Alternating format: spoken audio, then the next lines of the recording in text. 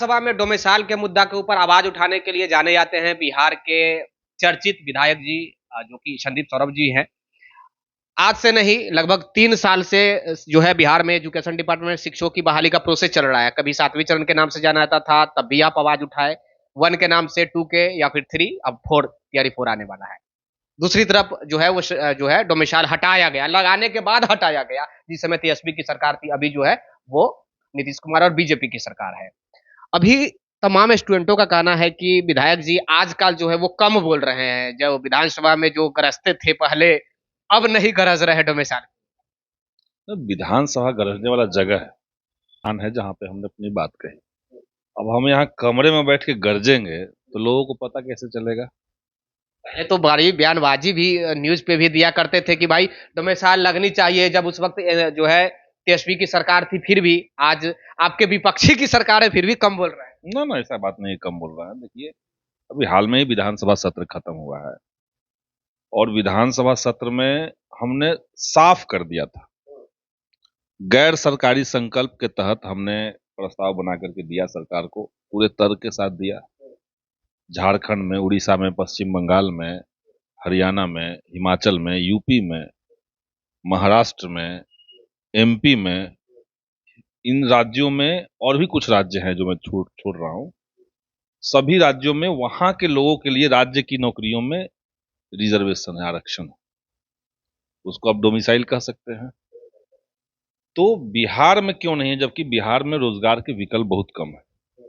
यही सवाल हमने विधानसभा में अभी पूछा। हमने पूछा, माननीय मंत्री ने जवाब दिया, बेतुका जवाब दिया। क्या जवाब देते बेतुका? उन्होंने जवाब दिया कि रिजर्वेशन तो है, क्योंकि बिहार से बाहर वाले लोगों को हम तो अनरिजर्व कैटेगरी में रखते हैं, आरक्षित सीट जितने हैं सब बिहार के लोगों के लिए। ये तो सब जगह था पहले से ही। किसी भी राज्य में कोई नौकरी अगर निकलती है, बाहर के लोग अप्लाई करते हैं, तो बाहर के लोगों को अनारक्षित सीटों पे ही अप्लाई करना होता है। हमने उनको कहा कि देखिए, अनारक्षित सीट का मामला है, आप महिला आरक्षण जब दे रहे हैं, बिहार सरकार महिला आरक्षण दे रही है, तो महिला आरक्षण के तहत बिहार से बाहर वाले जो कैंडिडेट्स हैं उनको आरक्षण कैसे मिल जा रहा है? फिर जब बाहर के लोगों को जनरल में काउंट करना चाहिए, यहां तक कि दिव्यांग को भी। तब मंत्री जी ने कहा कि नहीं नहीं, ये जो है वो माने हॉरिजेंटल आरक्षण है, महिला और दिव्यांग, तो इसमें हम नहीं दे सकते हैं, इसमें हम नहीं दे रहे हैं। ये शारीरिक आधार पर दिया जाने वाला आरक्षण है, सामाजिक आधार पर जो दिया जाता है उसमें हम देते हैं। ये उन्होंने तर्क दिया। अब ये बात छोड़ दीजिए, अभी जो बहाली हुई है टीआरई 3 का जो रिजल्ट आया, 1 to 5 को अगर आप देखें तो जनरल कैटेगरी जो है, जनरल मतलब सवर्ण जाति का नहीं, अनरिजर्व, सभी जातियों के लोग जिसमें क्वालिफाई, अनरिजर्व, वो आरक्षित नहीं है, अनारक्षित, सब लोग आ सकते हैं, वो अनारक्षित है। कई बार सरकारें चाहती है कि उसको व्याख्या गलत तरीके से करके आरक्षण को सर के बल खड़ा कर दे। 50% हम आरक्षण दे दिए, 50% जनरल सीट हो गया, तो जनरल सीट जो है वो जनरल कास्ट के लिए। ऐसा नहीं है, जनरल सीट का मतलब होता है वो उसमें सभी लोग आ सकते हैं, वो अनरिजर्व है। हाँ, वो अनरिजर्व है। अभी 1 to 5 में जो अनरिजर्व सीटें थी, 7,000 सीटों में 6,900 से के आसपास, लगभग 99, 6,099, आप समझिए बाहर के लोग हैं। गवर्नमेंट कहती है कि 12% ही हम दे रहे हैं दूसरे स्टेट को, जिस समय टीआरई 1 के वक्त उन्होंने कहा था 12%। हमारा केवल ये कहना था कि ये जो आंकड़े आ रहे हैं, ये आंकड़े इतने भयावह नहीं होते तो दिक्कत नहीं थी, तब डोमिसाइल का मुद्दा नहीं उठता। कहां सालों से उठ रहा था? जैसे ये बहालियां आई और बिहार में जिस तरीके से आईएएस अधिकारियों का सत्ता संचालन में वर्चस्व बढ़ा है, वैसे वैसे हम देख रहे हैं कि बिहार की नीतियों में बिहार के युवाओं का हित का अनदेखी किया जाने लगा है। यहाँ के युवाओं का हित उसमें नहीं है, और इसलिए हम मांग कर रहे थे कि आप पॉलिसी बनाइए, आप लॉजिकल पॉलिसी बनाइए, डोमिसाइल लागू कीजिए। इस पे मंत्री जी तैयार नहीं हुए सदन के अंदर, और स्पीकर जो थे वो आनंद फानंद, उन्होंने कहा कि नहीं, इस पे वोटिंग करवा लिए, क्योंकि गैर सरकारी संकल्प का मतलब ही होता है कि या तो सरकार मानेगी या इस पर वोट होगा। तो हमने कहा कि ठीक है, वोट करवाएंगे, हम वापस नहीं लेंगे संकल्प अपना। तो वोट हुआ और पूरा एनडीए खेमा उन्होंने डोमिसाइल के खिलाफ वोट किया। महागठबंधन जो था, सब लोगों ने पक्ष में वोट किया, हम लोग कुछ वोट से हारे। तो ये प्रस्ताव फिलहाल विधानसभा में हार गया है। ठीक, अब इसका लेकिन कतई ये मतलब नहीं है कि ये होगा नहीं। हम लोगों ने तय किया है, महागठबंधन की बैठक में चर्चा हुई है इस बात पर कि अगर हमारी सरकार आएगी, यानी कि तेजस्वी की सरकार, महागठबंधन की सरकार, तो सभी पार्टियों की सरकार अगर आएगी, तो उसमें हम लोग इसको लागू करवाएंगे। तेजस्वी यादव जी का दावा अभी भी कहा किया जा रहा है कि जिसमें हम 100% लगाएंगे। कानूनी तौर पर देखा जाए तो क्या ये ऐसा कोई प्रावधान है कि 100% लगाया जा सकता है, या फिर ये भी एक हवा हवा ही बनकर रह जाएगी कि भाई हमारी जब सरकार बन जाएगी तब तक हो सकता है कि हम 50-50 का जो है वो रेशियो लगा सकते हैं, या फिर 10-15 का जो है वो मतलब और कुछ स्टेट में है वैसा प्रावधान किया जाए, या फिर 100 वाला जो है जैसा कि आसाम में किया जा रहा है। 100% का भी प्रावधान है। कोई सरकार अगर चाहे तो 100% भी लगा सकता है, लेकिन उसको लगाने का तरीका क्या होगा, उसका नियमावली कैसे बनेगा, ये इस पर डिपेंड करता है। पार्लियामेंट में क्यों पास कराना है?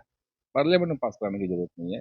जैसे यूपी में है, आप वहां के टीचर की नौकरी में बहाली करना चाहते हैं, आपका 10th वहां से होना चाहिए, यूपी से। यस, ये बात अब सही बोल रहे आपने ये लगा दिया 10th यहां से होना चाहिए, बस। तो इस तरह का टैक्टिस होता है, झारखंड में भी है, लेकिन कुछ चोर दरवा लेकिन हमें लगता है कि जब ये सब चीजें आएंगी तो बैठ के विस्तृत तरीके से इस पे बात होगी। कि सरकार जब बन जाएगी तो हो सकता है कि हम लोग 85 करें, 90% करें, सीट को रिजर्व करें, लेकिन वो जो 10% होगा वो सबके लिए खुला होगा। उसमें बिहार के भी बच्चे आएंगे, बाहर के भी बच्चे आएंगे, वो अनरिजर्व है। हाँ, सबसे बड़ी धांधली इस समय देश में चल रही है, जनरल सीट को लोग जनरल कास्ट का सीट समझ लेते हैं। ये तो रिजर्वेशन वाले इधर चले गए, जो बचा वो सब सवर्ण जातियों का हो गया। ऐसा नहीं होता है। ये जो कास्ट की बात अभी हम कर ले रहे हैं, थोड़ा सा अभी आप बात किए तो, या फिर रिजर्वेशन की बात किया जाए, आप किसको सपोर्ट करते हैं? वो जनरल वालों को, अगर हम पर्सनली आपसे बात करें तो वो रिजर्वेशन के तौर पे देखा जाए तो जनरल वालों को सपोर्ट कर रहे हैं, या फिर आप बैकवर्ड में आते हैं? बैकवर्ड में आप देखेंगे कि 33% या 34% जो भी रिजर्वेशन जो है वो दावा किया जाता है, लेकिन फिर भी उनके सीटों को छीन करके अभी जैसा कि आपने बताया पीआरटी में हुआ, तो ये कैसे हो जा रहा है? कानूनी तौर पे कुछ और कहा जा रहा है, डॉक्यूमेंट्री कुछ और कहा जा रहा है, हकीकत धरातल पर आप देख रहे हैं तो कुछ और वहाँ पे देखने को मिला। देखिए, बिहार में लगभग 20 साल से एनडीए की सरकार है। बीच में एक आध साल छोड़ दीजिए जिसमें महागठबंधन का स्वरूप बदल गया था, नीतीश जी इधर आए थे, 1 डेढ़ साल 2 साल का ही मामला है। बाकी सभी साल तक यही सरकार रही।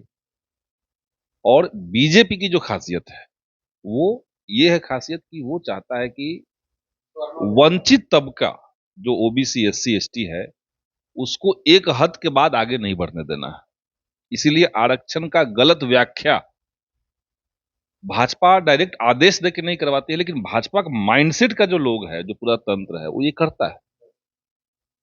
जैसे एक बार हमने सुना कि इलाहाबाद में, यूपी का इलाहाबाद की हम बात बता रहे हैं, कि ये कर दिया सरकार ने कि भाई आपको किसी भी परीक्षा में एक ही बार आरक्षण का फायदा मिलेगा।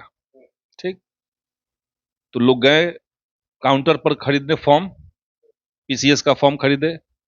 तो फॉर्म जब भरना था तो जनरल के लिए 500 का डिमांड ड्राफ्ट था, ओबीसी के लिए 250 का ही डिमांड ड्राफ्ट था, एससी एसटी का फ्री था। तो जो ओबीसी का 250 डिमांड ड्राफ्ट जमा किया, आयोग ने कहा कि आप तो फायदा उठा चुके हैं, आरक्षण का फायदा उठा चुके हैं, यहीं पे आप डिमांड ड्राफ्ट आपको कम का देना पड़ा, एक ही बार हमको आरक्षण देना था, इसलिए आपका आरक्षण का काम खत्म। अब पीटी में, मेंस में, इंटरव्यू में आपको रिजल्ट आरक्षण नहीं मिलेगा। ये जो माइंडसेट है, आप चोर दरवाजा निकाल करके पिछड़ों को, दलितों को बाहर रखना चाहते हैं, ये भाजपा खुल करके नहीं कहती लेकिन करवाती है ये। तो आरक्षण को लेकर के जैसे देखिए, जब 2000 एजुकेशनल इंस्टीट्यूशन में अगर देखिएगा, 2006 में सुप्रीम कोर्ट ने ये पास किया था कि भाई जो जितने एजुकेशनल इंस्टीट्यूशन है वहां पे आपको आरक्षण देना पड़ेगा, जिसको हम लोग मंडल 2 कहते हैं। 6 में किया, 8 तक लागू हुआ, 8 से लेकर के 12 तक देश के तमाम विश्वविद्यालयों में ओबीसी आरक्षण लागू नहीं हो रहा था। उस समय मैं जेएनयू का छात्र था, वहां आईसा का मैं सचिव था, सेक्रेटरी था, और बड़ी लंबी लड़ाई हम लोगों ने लड़ी थी। कैंपस में लड़ी, वीसी के खिलाफ लड़ाई हमने लड़ी। उसके बाद हम लोग हाई कोर्ट गए, हाई कोर्ट से जीते। विपक्षी लोग सुप्रीम कोर्ट में क्लेम किया, हम लोग सुप्रीम कोर्ट गए, सुप्रीम कोर्ट से हम लोग जीते, तब देश में आरक्षण लागू हुआ। तो आरक्षण में कितने तरह का धांधली हो सकता है, कैसे गलत व्याख्या लोग करते हैं, ये हम लोग जानते हैं। अब देख रहे हैं कि बिहार में भी धीरे धीरे, जैसे अभी बिहार में हाल में, हालांकि तो सेंट्रल गवर्नमेंट का मामला है, आपका मोतिहारी सेंट्रल यूनिवर्सिटी है, महात्मा गांधी सेंट्रल यूनिवर्सिटी मोतिहारी, अभी वहां पे शैक्षणिक और गैर शैक्षणिक पदों पर बहाली आई थी। सारे सीट नॉन रिजर्व कर दिया आपने, एक भी सीट ओबीसी का नहीं है, एक भी सीट एससी एसटी का नहीं है। ये भी हुआ है बिहार में। तो ये आरक्षण के साथ खिलवाड़ कह करके भी और बिना कहे भी सरकार करती रही है। हमने देखा अभी टीआरई 3 की बहाली में ये जो आरक्षण का व्याख्या था विकलांग बच्चों के लिए, उसमें भी गड़बड़ी थी। तो सर एक चीज मैं और पूछना चाहूंगा, तमाम स्टूडेंटों का, बिहारी स्टूडेंट, क्योंकि डोमिसाइल तो बिहार ही वाले ही मांगेंगे, दूसरे स्टेट वालों को इससे हानि ही होगा, यानी कि क्षति होगा। वो लोग चाह रहे हैं कि ये जब विज्ञप्ति जारी हो, टीआरई 4 आने वाला है, आप भी जानते हैं, विधानसभा में शिक्षा मंत्री, एजुकेशन मिनिस्टर अनाउंसमेंट भी किए थे, उससे पहले एक जोरदार प्रोटेस्ट किया जाए। और हम लोग, मतलब स्टूडेंटों का डिमांड है कि, और हम लोग चाहते हैं कि उसमें विधायक जी भी सपोर्ट करें, और लोग जो सपोर्ट चाहते हैं, जो बिहारी को हित के लिए, बिहारियों स्टूडेंटों के लिए कुछ अच्छा सोचते हैं, केवल राजनीतिक पे वो नहीं रहते हैं, तो वो लोग सपोर्ट करें। तो किस हद तक विधायक जी सपोर्ट कर रहे हैं? देखिए, डोमिसाइल मांगने का जो तर्क है उसको लोकप्रिय मैंने बनाया था। किस तर्क से आप डोमिसाइल की मांग करेंगे? बच्चों को भी जो इस पे मांग उठा रहे हैं, केवल डोमिसाइल दीजिए करने से तो नहीं होगा। उसका सॉलिड तर्क लाना, उसका लीगल रास्ता निकालना, ये सब काम हमने किया है। जब भी इस तरह का आंदोलन होगा हम तो पहुंचते ही हैं, पहले भी हम आंदोलनों में पहुंचते रहे हैं। अभी भी अगर सब युवा एक जगह पे होंगे, गर्दनी बाग में हो या गांधी मैदान में हो या कहीं भी लोग आएंगे, हमको सूचना मिलेगी तो हम जाएंगे। गठबंधन की तरफ से पूरा सपोर्ट है कि लगनी चाहिए हर हर डिपार्टमेंट में, केवल एजुकेशन की बात नहीं बोल रहा हूँ। बिहार पूरी तरीके से तैयार है डोमिसाइल को लेकर के, और इस बार महागठबंधन का जो घोषणा पत्र आएगा, हम लोगों ने जो देखिए विधानसभा में जिस जिस चीज को लेकर के संघर्ष किया, ऐसा नहीं कि हम लोग विपक्ष में थे तो मांग रहे थे, सत्ता में आएंगे तो नहीं करेंगे, ऐसा नहीं है। डोमिसाइल हम लोग लागू करवा के मानेंगे। वैसे ही बिहार में गरीबों को 200 यूनिट बिजली मुफ्त हम लोग करवा के रहेंगे, अगर सरकार बनेगी तो। 2,500 रुपए महिलाओं को, सभी महिलाओं को माई बहन योजना, सम्मान योजना हम लोग करवाएंगे ही करवाएंगे। जो वृद्धा पेंशन, विकलांग पेंशन मिलता है 400 रुपए, उसको 1500 करेंगे ही करेंगे। तो हम लोग सरकार में अगर आएंगे तो ये बात करेंगे। ये महागठबंधन में तय हो चुका है और सारा महागठबंधन इस बात के पक्ष में है। तो देखिए, महागठबंधन जो है, लेकिन स्टूडेंट को प्रोटेस्ट में सपोर्ट करने जा रहे हैं। ऑब्वियसली सपोर्ट करेंगे, बल्कि हमने तो इस मुद्दे को आगे बढ़ा दिया। अभी विधानसभा में जो हमने बात रखी थी, दो बार हमने इस मुद्दे को उठाया था, डोमिसाइल का। तो वीडियो उसका वायरल हुआ, मिलियंस में लोगों ने देखा, वायरल हो गया तो वो वीडियो। तो हम लोग सपोर्ट कर रहे हैं, उसको आगे करेंगे। बिहार में विधानसभा चुनाव होने वाला है, सितंबर महीना के प्रथम सप्ताह से कहा जा रहा है कि 3 चरण में चुनाव होगा, जिस प्रकार पेपर में दिया गया था। उससे पहले 2.5 लाख 2,75,000 जो है न्यू रिक्वायरमेंट अभी होने वाला है। बिहार में अनाउंसमेंट किया गया है, 9 एजेंसी को सौंपा गया है कार्यभार, और हर डिपार्टमेंट का है, केवल शिक्षा विभाग की बात नहीं है। और हर डिपार्टमेंट में अगर रिक्वायरमेंट आ रहा है, दूसरे स्टेट वाले वो नौकरी लेकर चले जा रहे हैं, जिस प्रकार शिक्षा विभाग में 1, 2, 3 बार अभी तक बहाली हुआ है बीपीएससी, बिहार लोक सेवा आयोग द्वारा, और बिहारी को कम सीट, दूसरे स्टेट वालों को ज्यादा मिला, जैसा कि विधायक जी ने बताया। तो अब जो है महागठबंधन की तरफ से अनाउंसमेंट किया गया है कि चाहे रास्ते पर उतरना हो, जिस भी माध्यम से हो, हम डोमिसाइल को लेकर प्रोटेस्ट करेंगे। डोमिसाइल हमारी सरकार बनती है तो हम 100% तो नहीं, लेकिन 90%, 80% डोमिसाइल लगाने का प्रयास करेंगे। और लगना भी चाहिए 80%, 90% तो मिनिमम लगना चाहिए, क्योंकि बहुत सारे स्टूडेंट 80-90% लगा चुका है। आपकी क्या राय है, जरूर बताइएगा। आप जुड़े रहिए द टाइम्स ऑफ भारत के साथ, सहयोगी कैमरा पर्सन अमित के साथ। धन्यवाद, थैंक यू।